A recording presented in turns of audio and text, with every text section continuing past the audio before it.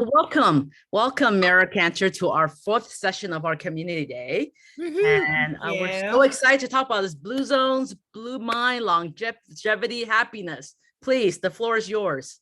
Okay, well, thank you, Tina, and good to be with everyone. It's a pleasure to be here to talk about the blue zones and blue mind. These are two topics that I have been very fascinated about, and I think you may find that they are quite intriguing as well. And oops, looks like we might have a little feedback. Yes, these topics are ones that some of the practices you'll learn about today, maybe you're already doing them, maybe there's something you want to be incorporating more of. If you've heard of them, then this will be a refresher. We always can use a reminder.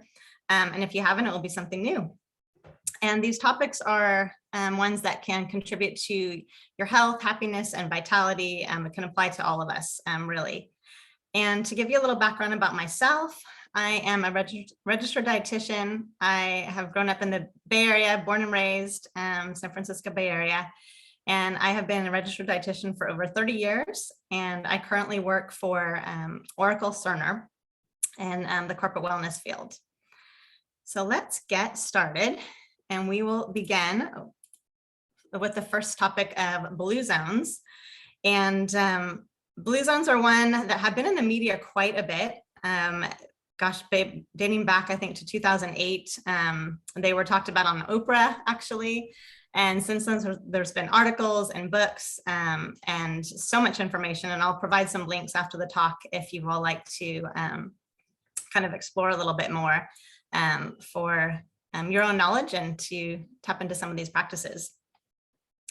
So the blue zones were first started back in about, I think it was 2004. A Dr. Michel Poulain and Giovanni Pez were doing some demography work, and they learned that there were some areas of Sardinia, Italy, some specific villages where there were their highest longevity. And they actually drew blue circles around these villages, and they became known as the blue zones. And then this gentleman here, Dan Buettner, he is actually 3 times Guinness World Record winner for endurance cycling. And he has done some different expeditions with National Geographic. And so he teamed up with these 2 doctors. He received some funding from National Institutes on Aging, and he received some assignments from National Geographic.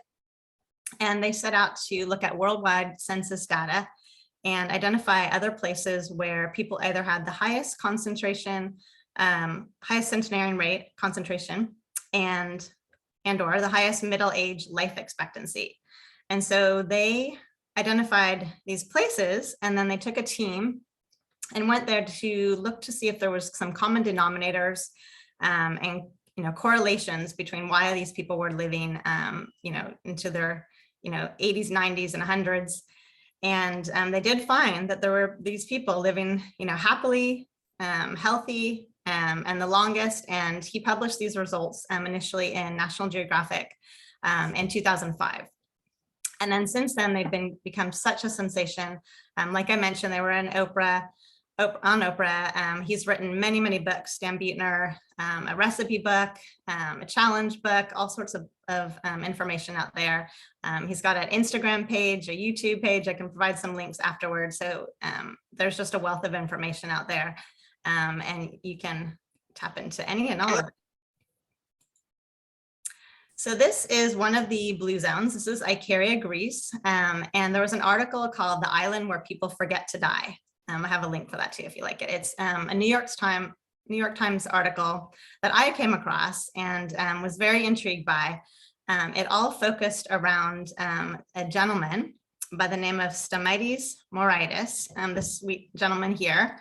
There's a 3-minute video on the internet that you can watch to get a little idea of him. He's just really delightful. And it's quite a story. Stamatis Moraitis, born in 1943, he was a Greek war veteran, and he came to the United States for treatment of a combat mangled arm. He had survived a gunshot wound. He had escaped to Turkey and talked his way on to the Queen Elizabeth. And then he settled in an area of New York with some of his other native Icarians. married a Greek American woman, had 3 children. And one day in 1976, he felt short of breath. And he went to see his doctor. And then he had 9 other doctors actually conclude that he had lung cancer. They had given him 9 months to live. And at that time, he was in his mid-60s. So he considered staying in America and receiving aggressive cancer treatment. However, he kind of contemplated his adult children were there so that he can be close to them. But then he determined a funeral in the United States would cost thousands of dollars, where in Ikaria it would only be about $200. And he thought, well, he had more money to leave to his wife, Alpaniki. So they decided to return to Ikaria. He wanted to be buried with his ancestors in a cemetery that was shaded by oak trees that overlooked the Aegean Sea. And he and his wife moved in with his elderly parents. They were on a tiny house on 2 acres of steppe vineyards. And he would spend his days in bed, and his mother and his wife would attend to him. He reconnected with his faith. On Sunday mornings, he would hobble up the hill to a tiny Greek Orthodox chapel where his grandfather actually had once served as a priest. And then his childhood friends discovered that he was home. He had moved back. So they started showing up every afternoon. They'd talk for hours, and it would involve a bottle or 2 of locally produced wine.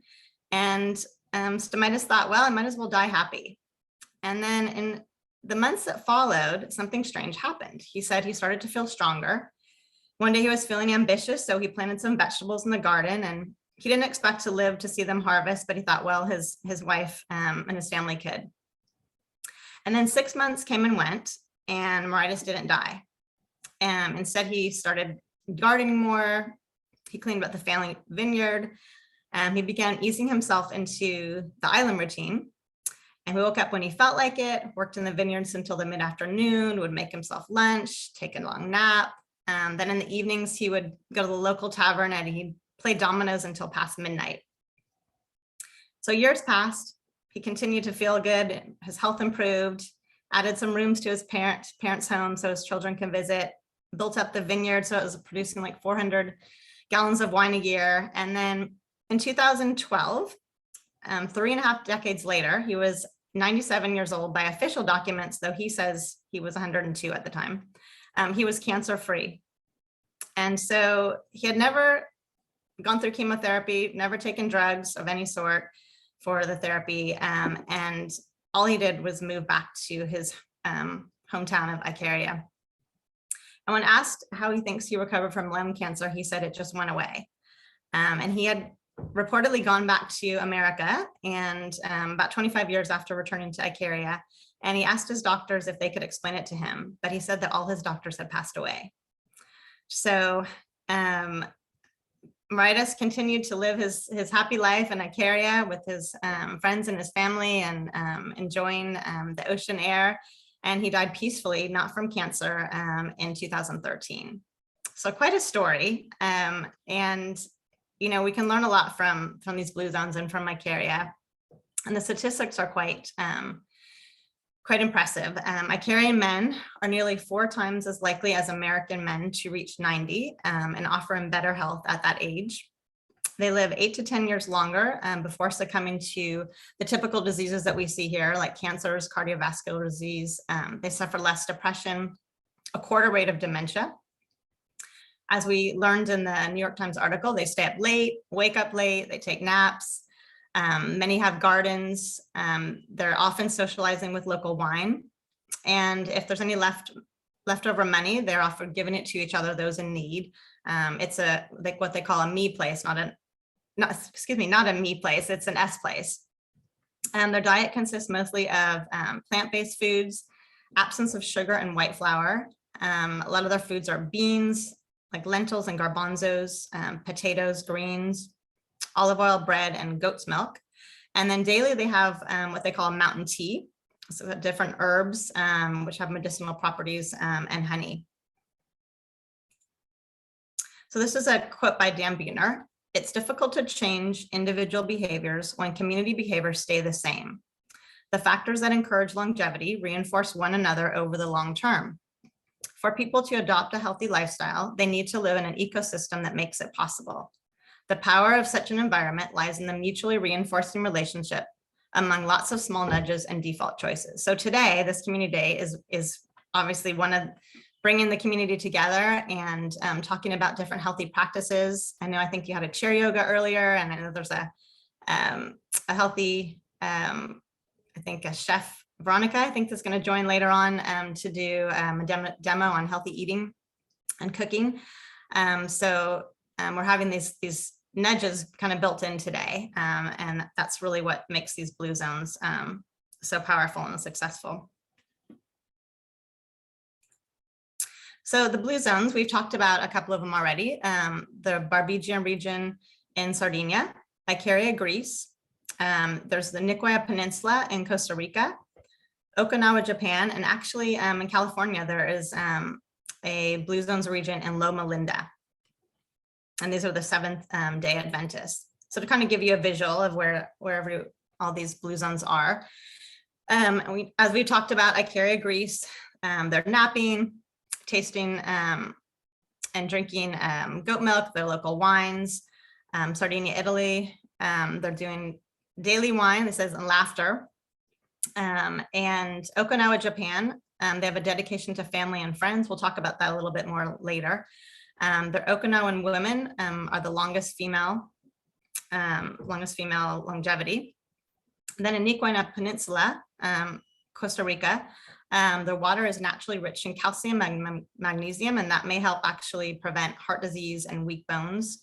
And then in Loma Linda, California, the Seventh-day Adventists, they are incorporating stress-reducing practices like prayer and hiking, as well as their vegetarian diet. This is one of the Seventh-day Adventists. I can't say that I've ever been successful at doing that. It's quite a feat to do that.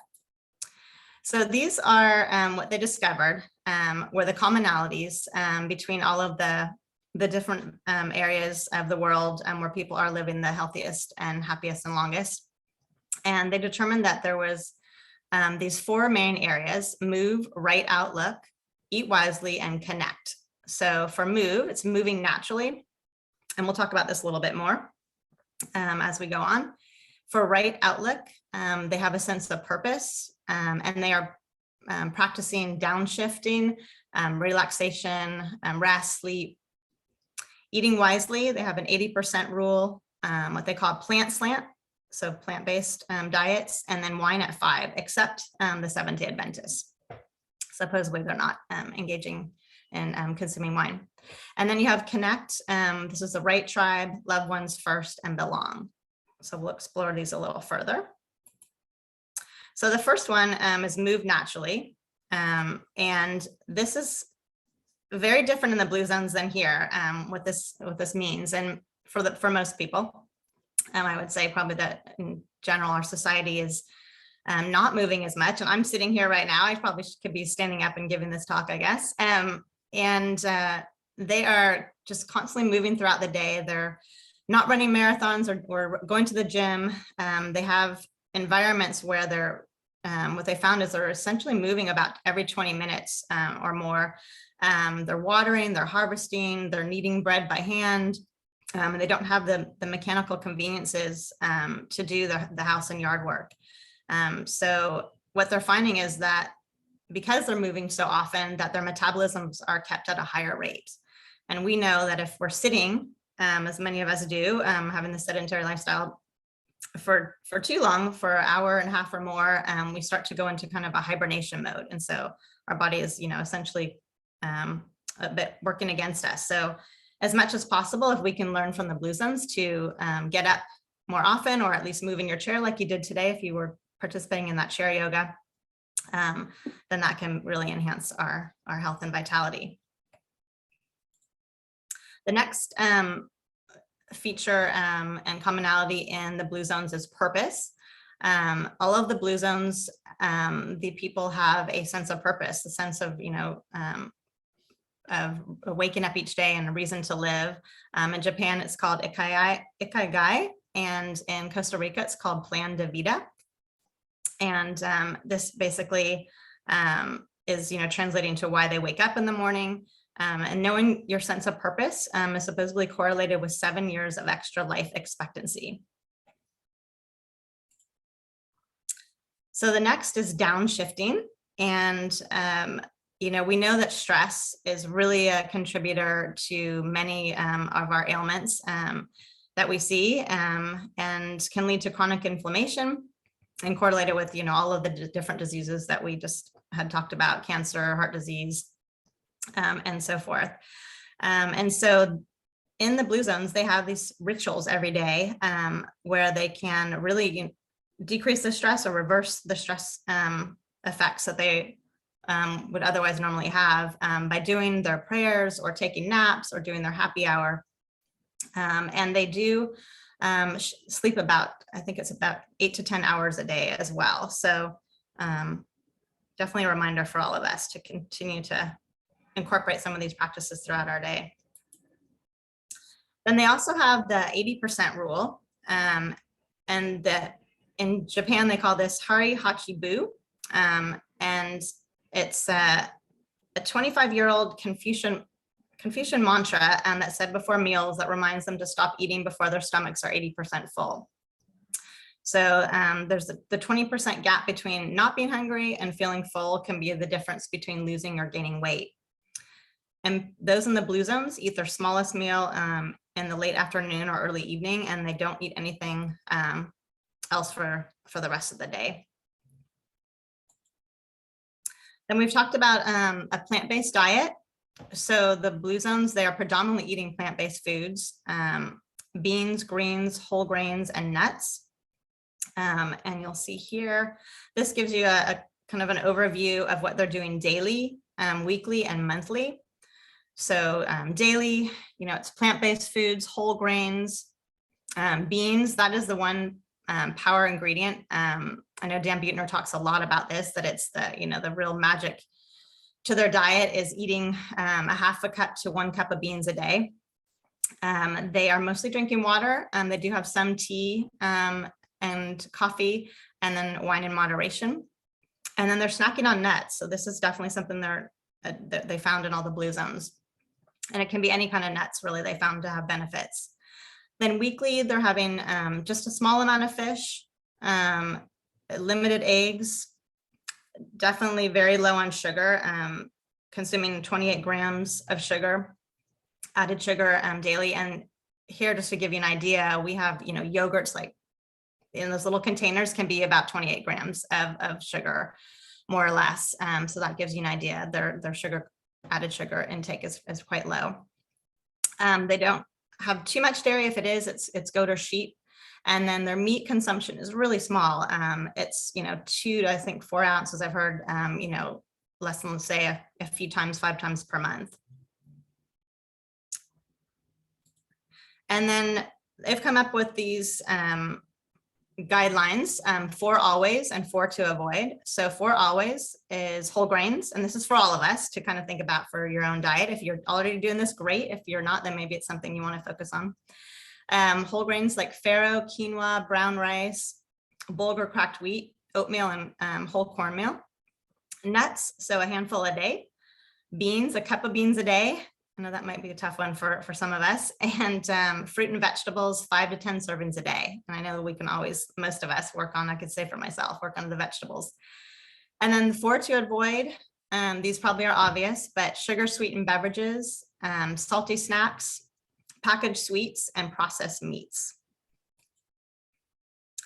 So the next Power 9, the common thread in all of them except the Adventist, is having some kind of alcohol, generally wine. In Sardinia, they're having 1 to 2 glasses a day, and it's a special kind of wine, and it's really concentrated. They found that the wine is very different from what we have here. And I know that Stamatis Moraitis in his little interview where he's speaking about their practices, he said that he doesn't drink any other wine except they're locally produced because this is all other wine has preservatives. So there is something to be said about the really distinct wine that they're producing. And even actually in Sardinia, they have the sourdough bread, and that's distinct as well in terms of what the components are in there.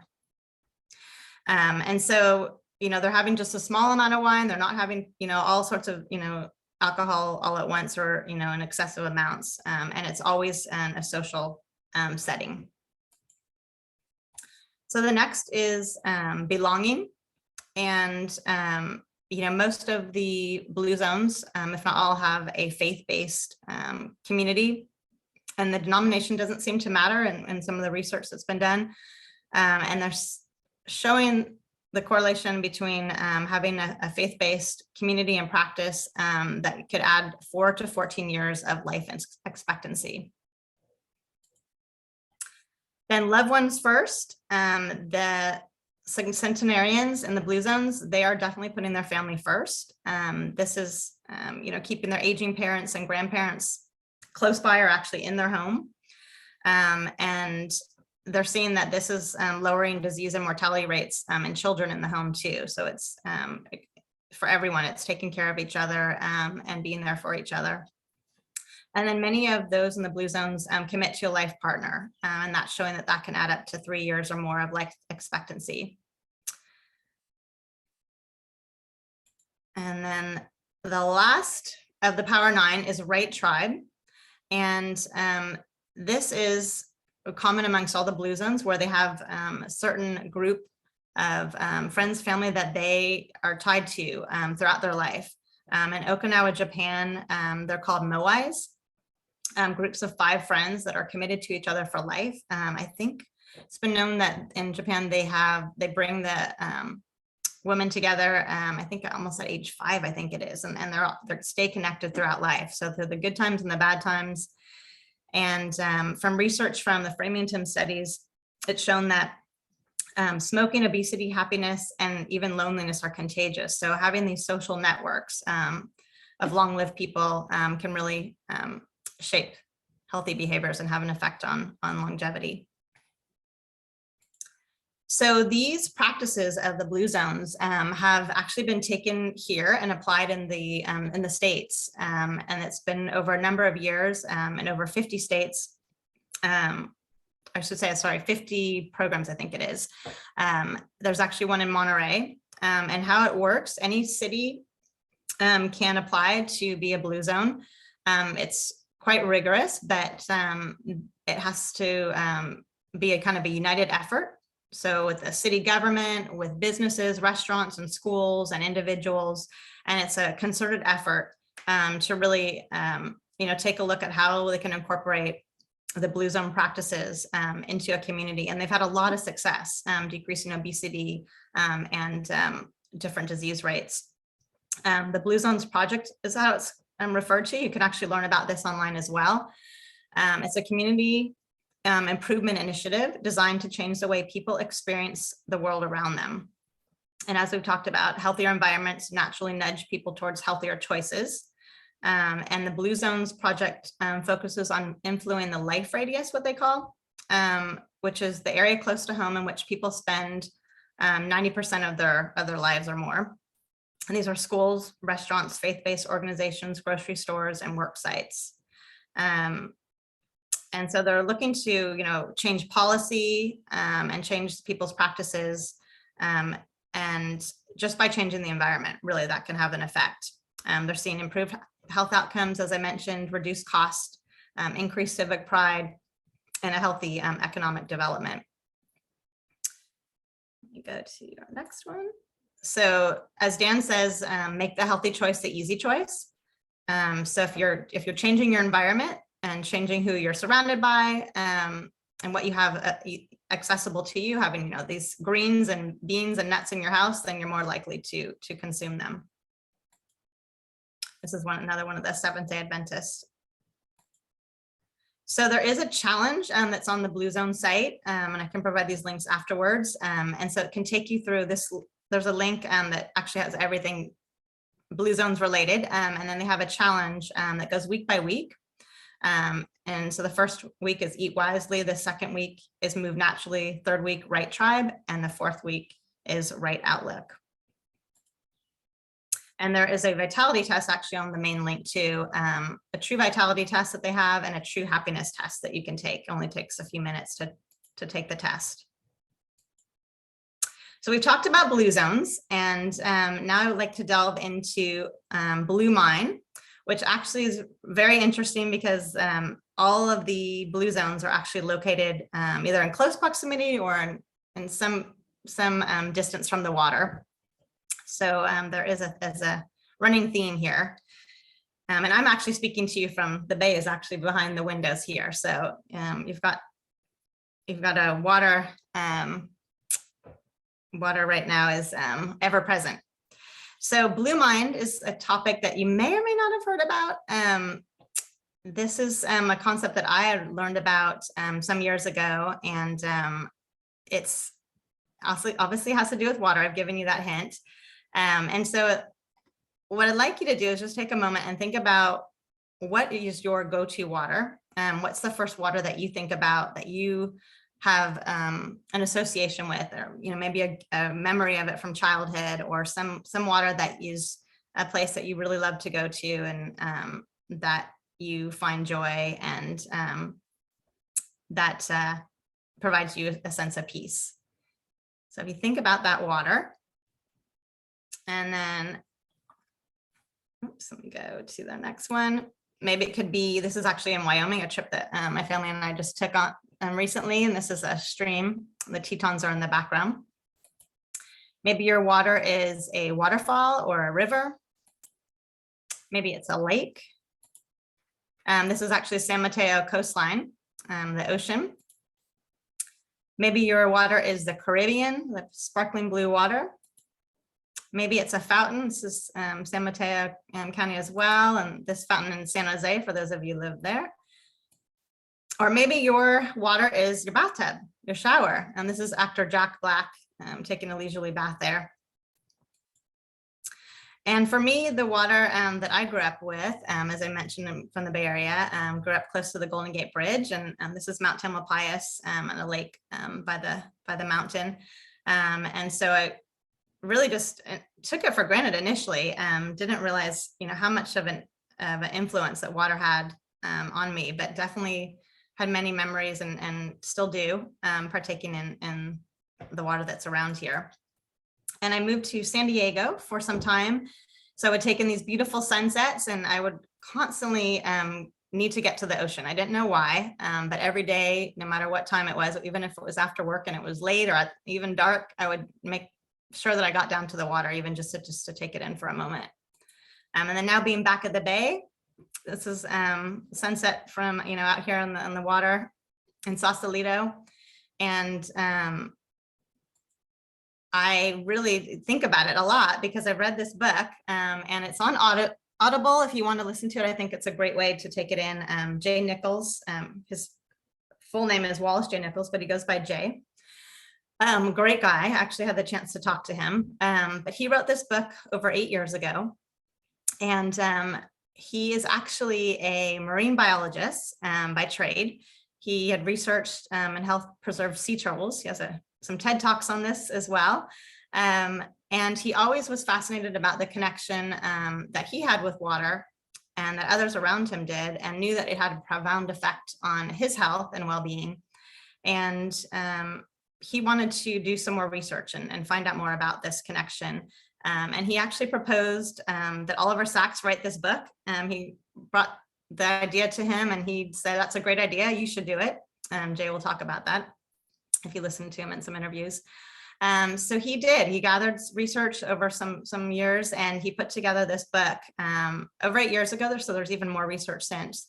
But the book is Blue Mind: The Surprising Science That Shows How Being Near, In, On, or Underwater can make you happier, healthier, more connected, and better at what you do. He actually has put together Blue Mind Summits, where he's bringing together neuroscientists, psychologists, musicians, surfers, bringing them all together to have a discussion about water and what is actually happening in our brains and our bodies, and our well-being, and then as well, the side of conservation and protecting our waters and protecting planet Earth. And which I'll talk about a little bit later, he does a yearly Facebook live book club where he reads a bit of the book each night for, I think it's over 70 something days. He's just so committed to spreading this knowledge. He's really passionate about it. And he's had a Blue Mind Summit for over 10 years, as I mentioned, and he's just just a great person, really passionate, and I'll provide some links afterwards too, so you can get a taste of it. So Blue Mind, this is the definition that he has come up with, is a definition based on a mildly meditative state characterized by calm, peacefulness, unity, a sense of happiness, satisfaction with life in the moment. It's a state of mind inspired by water and elements associated with water, from the color blue to the words we use to describe the sense of immersion. And it's something that we know instinctively, and yet may not take advantage of it in terms of how easy it is to get into nature, to be around water, and to have it affect you and others in a positive way. So there's this Blue Mind Science, study of aquatic environments and their health benefits. And it really continues to be an emerging field of research. Definitely many health and wellness practices that have been researched and are being promoted. So Jay Nichols came up with these, what he calls as kind of cartoon characters to describe some complex neuropsychology and neurophysiology. And the red mind here is described as chronic stress, being agitated, distracted, anxious, just not our best selves, being overconnected or overstimulated, and kind of what can be the base state of our society, unfortunately. Gray mind is associated with burnout, fatigue, or depression. And then blue mind associated with well-being, kind of our default mode, creativity, being happy, peaceful, insightful, and productive. And Jay encourages everyone to hit the blue reset button. And this can really be water in any form. So when we're talking about that reset button, you can actually go to your shower or your bath, turn on the faucet, drink a cup of water. And of course, the large bodies of water like oceans, lakes, river, even your swimming pool, or listening to a soothing sound of a fountain, as we just looked at those pictures of some fountains that are close by all of you, or having a little fountain in your home. All of these various ways of being around water, in water, can have an effect. There's something about being in the water and swimming which alters my mood, gets my thoughts going as nothing else can. Theories and stories would construct themselves in my mind as I swam to and fro, or round and round. Sentences and paragraphs would write themselves in my mind, and at such times I would have to come to shore every so often to discharge them.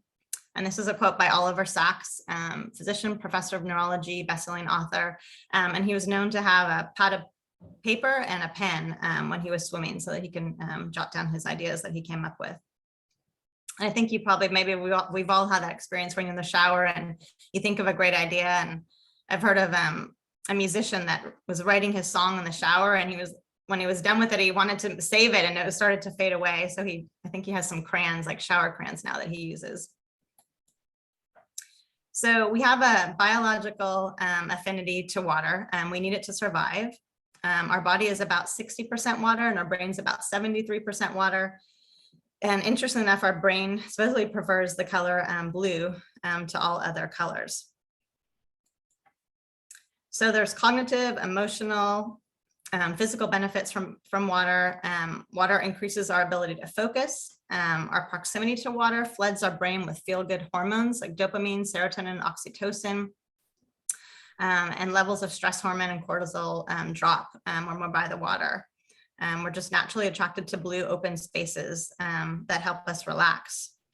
And what I found really interesting is some work by Michael Merzanich, I'm probably going to pronounce his name wrong, Merzanich, a neuroscientist at the University of California, San Francisco. And he says that the brain is always trying to record and interpret the meaning of things and events. So the brain adapts its perceptual model continuously to distinguish relevant from irrelevant information in its surroundings. So you can think of it as normalizing the background. In a natural environment or on or near water, there's a high degree of predictability. Unlike a busy street, a body of water is largely the same from moment to moment. So the background we see is fairly controlled, which allows part of our brain to relax. And then against that consistent background, the brain continues to search for something that wasn't there before, since this essence of the survival is the correct interpretation of things that don't fit the landscape. And then when the brain notices a disturbance on the water, like a wave or a bird, which you might see a bird in the background, possibly, or a seal, there's a sense of surprise and novelty, which is just accompanied by a pleasurable hit of dopamine. And because bodies of water change and stay the same simultaneously, we both experience familiarity and stimulating novelty when we look at them. So there's this regularity without monotony. It's a perfect recipe for triggering a state of involuntary attention in which our brain's default network goes into effect. And we have this, triggering of creativity and problem solving. So this is, characteristic of what Jay Nichols is coining blue mind. And waterways can give us a sense of awe and wonder. There's this neurological cascade that happens in our brain, and it can boost compassion, can build trust. As we talked about, reduce cortisol and inflammation, can enhance our immune system, which that's a big one right now with this ongoing pandemic. Can reduce our heart and breathing rate, promoting creativity, can provide us that sense of solitude, and as well bring us together with others to enjoy it. Can give us a break and induce relaxation, create nostalgia, potentially blue memories or memories in nature, creating that connection, and then it shifts us from a me to a we perspective. And there's actually quite a lot of research in the field of awe. And there's a University of California, Irvine psychologist, Paul Piff, who specifically studies awe. And his research suggests the social emotional benefits.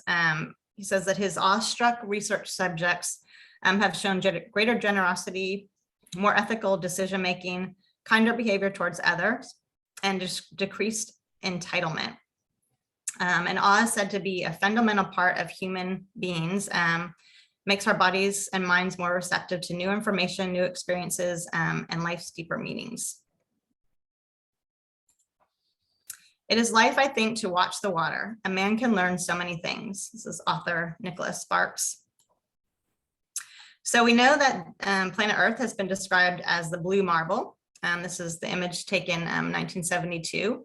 And Jay actually goes around, he said just simultaneously was given a talk and he thought to bring blue marbles, and he's been doing it ever since. And he actually has a free library, which I'll show you a picture of when we get towards the end of the talk, in Monterey, where he lives, and encourages people to take a blue marble and pass it on to others to kind of remind them of this connection that we can have with water.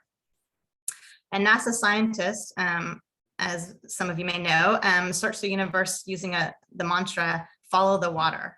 Water creates an environment that sustains and nurtures plants, animals, and us.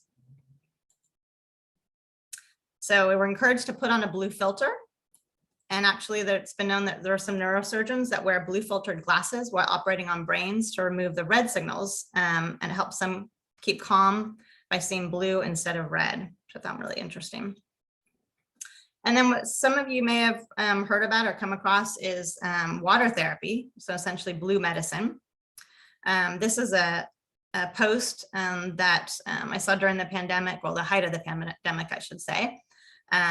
And it says here that Correa went into intensive, this is Correa, this patient here, went into intensive care on the 14th of April and has come out today. He will begin his journey to recover inside the hospital, but first sand, sun, and sea. So quite a profound image there. There's another image here. Live in the sunshine, swim in the sea, drink the wild air by Emerson. And then this image I like here, showing that, water, being within nature, can really be our medicine. I could never stay long enough on the shore. The tang of the untainted, fresh, and free sea air was like a cool, quieting thought. It's Helen Keller. So there's, as I mentioned, quite a bit of research that's going on. This is a specific initiative called Blue Health in Europe. And they're investigating the links between environment, climate, and health. a lot of just fascinating information in this field. This is Stanford Virtual Human Interaction Lab. And the Stanford researchers here created a virtual reality experience. They took this into a variety of educational settings, including high school classrooms. And they tested the impact of awareness and understanding of ocean acidification. So it can be used, as an education to, help us understand and to care for the environment. And as we know, there's so many different types of virtual headsets that people can have even in their own homes to put you in that space if you don't have, this water experience close at hand. These are a couple different pieces that I created for some corporate wellness clients. These are actually linked to the live cams at Monterey Bay Aquarium. So you can actually go on their site, and I'm happy to provide that link in between, I think it's 7 a.m. and 7 p.m. They have some nice calming music, and you can actually watch the jellyfish or watch, the sea life. And there's this quote here: "The mind is like water. When it's turbulent, it's difficult to see. When it's calm, everything becomes clear." The heart of man is very much like the sea. It has its storms, it has its tides, and in its depths, it has its pearls too. It's Vincent van Gogh. So this is these are some images of wounded veteran water therapy. So all different abilities and disabilities, and they're getting out and enjoying the water and just having this amazing experience and really part of their healing process. These are some images of a surf camp for special needs kids that I actually had helped out with down in Southern California. And it was just incredible to see the interaction between the parents and their children. And they said some of them had never smiled like that or had this experience, and just to see them in this environment. And it really was quite compelling. Water, as we know, can be a source of an expression and a celebration of life. And you can also tap into Blue Mind through art. This is an artist in Southern California named Grant Peikoff. You can connect through music. There's many songs probably didn't even realize that have association with water. And this is a song by Alexi Murdoch called Blue Mind. And the main phrase is, "Remember when you were a child, when you were only a child, start to see with your blue mind." It's a nice song. You can also connect through the written word, through poetry. And this is a poem by Mary Oliver called Breakage. "I go down to the edge of the sea, how everything shines in the morning light. The cusp of the whelk, the broken cupboard of the clam, the opened mussels, moon snails, pale pink and barnacle scarred, and nothing at all whole or shut, but tattered split, dropped by the gulls onto the gray rocks and all the moisture gone. It's like a schoolhouse of little words, thousands of words. First you figure out what each one means by itself, the jingle, the periwinkle, the scallop, full of moonlight. Then you begin slowly to read the whole story." And this is actually linked in my slide deck, and I can provide it to you as well. It's 12 hours of ocean sounds, and you can put that in the background while you're working or just relaxing. I believe there's some imagery too. So this is a quote and an ask and a prompt from Wallace J. Nichols. "Get in the water, walk along the water, move across its surface, get under it, sit in it, leap into it, listen to it, touch the water, close your eyes and drink a big glass. Fall more deeply in love with water in all its shapes, colors, and forms. Let it heal you and make you a better, stronger version of yourself. You need water, and water needs you." So the question will be to you: how can you connect with water more in your day? And how can you connect with the blue zones as well? So I think we have a little bit of time for questions. If anyone, or comments, anyone wants to share how they incorporate the blue zone practices already in their life, or what they would like to do, or maybe you want to share your go-to water, what type of water brings you happiness and provides you that sense of calm. I can start. We live about half an hour away from Santa Cruz, so a couple times a month we drive to Santa Cruz, and whenever I go, it's just beautiful. It just makes my mind relax.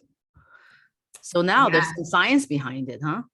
Yes, there really is. I never understood. I knew I grew up around it. I actually went to school at UC Davis. It was known for nutrition. And so I actually hadn't visited. We had visited some other campuses, but I hadn't visited UC Davis. I knew I'd like the water. I applied to UC Santa Barbara, but I got into UC Davis and I went up there. And I remember one of my first questions was, where's the water? And so someone said, oh, there's water. And they brought me to this teeny little creek called Puda Creek. And I said, is there other water? And they said, oh, well, about an hour away is Lake Berryessa. And I thought, oh my gosh, my dorm was actually right on the field, right by the cows. And there was not a smell of the ocean or the Bay Area. There was a smell of the cows and images. So that was really an eye opener for me. Yeah, and I did an internship in Atlanta and there as well. Was not really right there in the heart of Atlanta, surrounded by much water either. And so came back and I remember coming across the Golden Gate Bridge and was like, wow, just really felt like a tourist for the first time and realized, how much we really are fortunate to be surrounded by water and the hills and so much nature. And Santa Cruz is great. I know it's for all of you. I think it's, just less than an hour or so to hop over there. Right. Oh, we have another question. Do any of the Blue communities have some kind of socialization through games, cards, bocce, golf, etc.? I can see how games might help a community, but they also might cause stress. Maybe the kayaking club is best.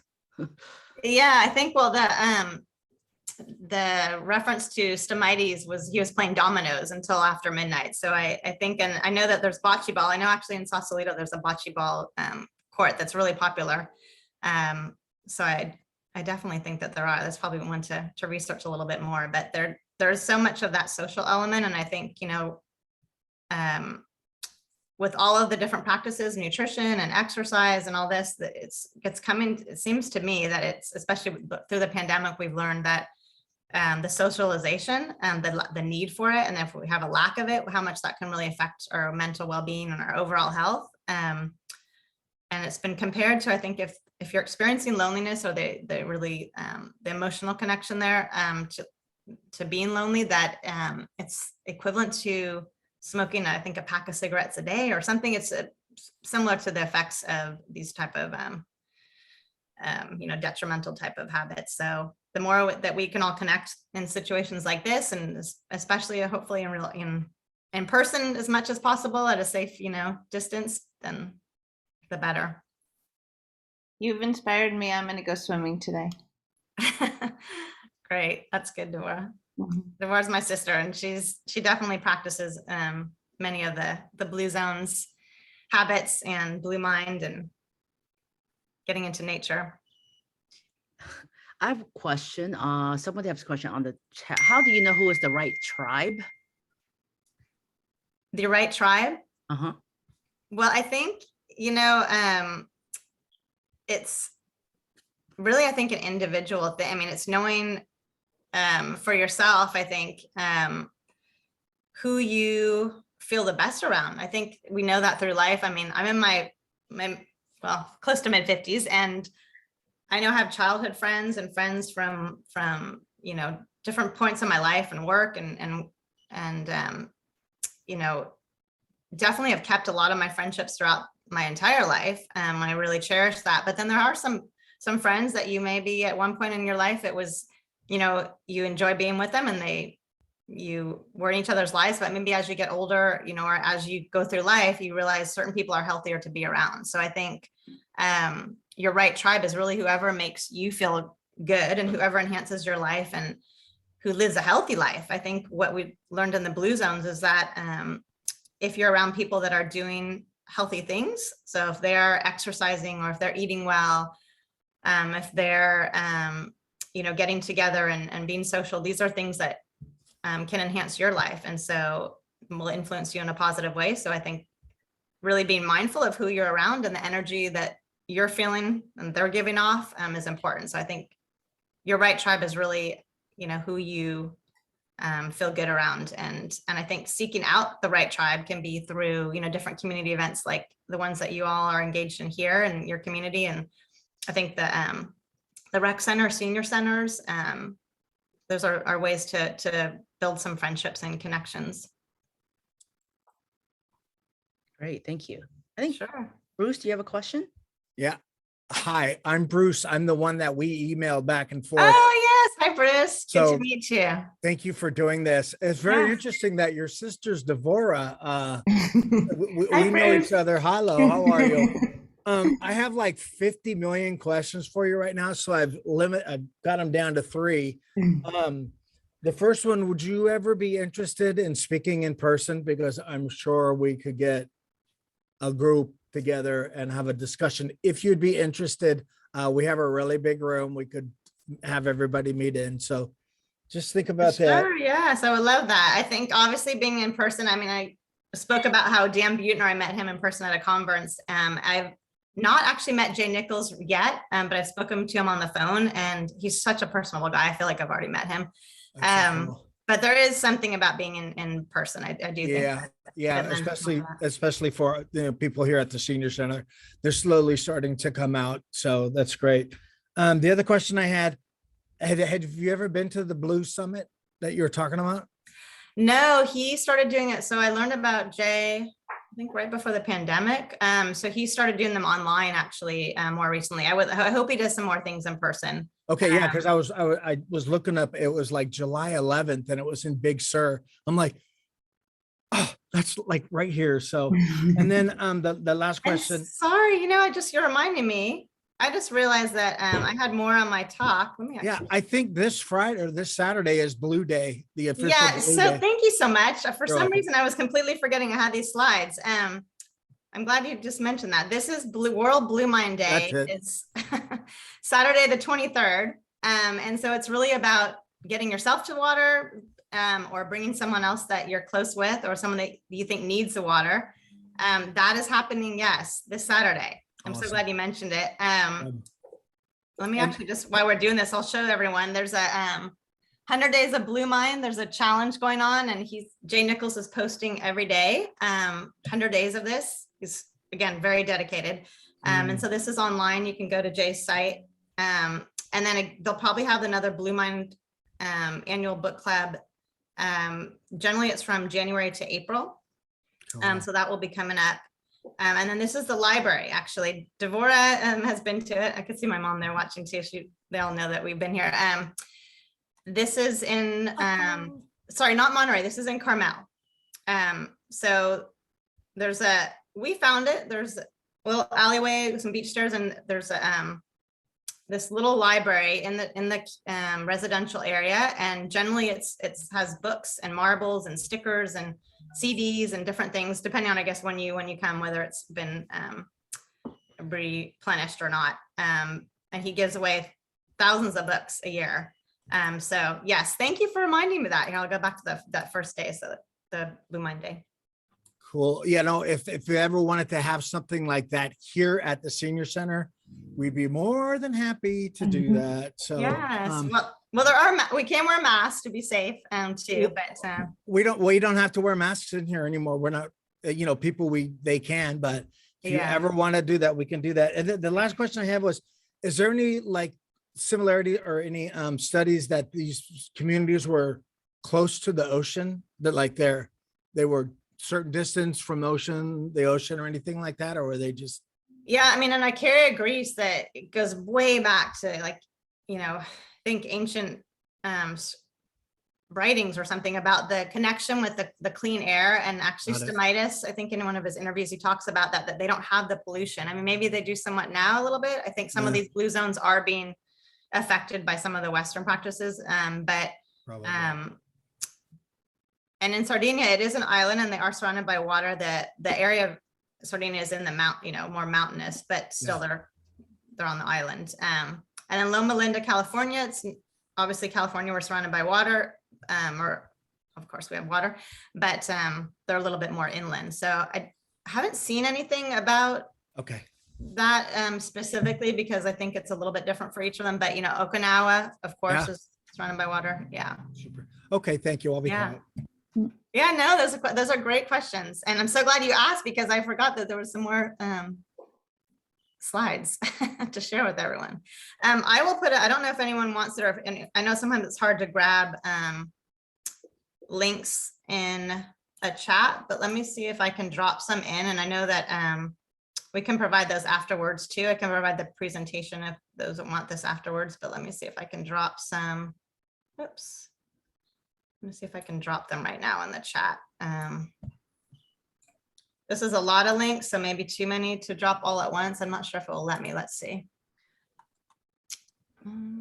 So Mary, you can also send it to me. I'll send it to everybody that registered for. the Okay. too. Perfect. Drop it here. And you know, what, I just figured out too, a couple Zoom days ago, that is if at the very bottom of the chat, if you click on those three little dots, you could click save chat. Yes, And save it'll it to just- download. Yeah. Yeah, I was like, oh, wow. So you could do that and it'll save it in your downloads or on your desktop. Hmm. Oh, I did not know that either. That's great. Yeah, there's so much information out there.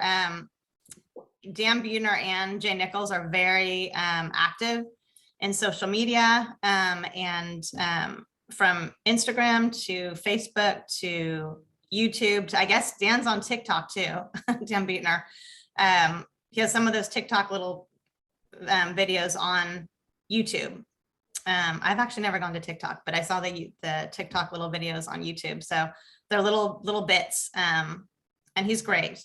Both of them, again, really passionate about what they do, and they live what they practice. I mean, they live what they research. So you can definitely get a taste of them if you want to click on some of the links. Awesome. Awesome. Thank you. Yeah. Thank you. So Thank you. much, Thank you. Mira. This is wonderful. Thank you. Yeah, good. I'm glad. I hope everyone had either a reminder or learned something new. And it's always a reminder. It's a reminder for me too. So, and obviously my sister had just said too, she's going to go swimming after this. Thank you, Mira. Yeah, and thank you. Mira. Enjoy the rest of your Yeah. community All right. day. Take Thank care. you. Mira. Good Bye. job. Really Bye, wonderful. everyone. That's very nice. Thank you so much. Sure.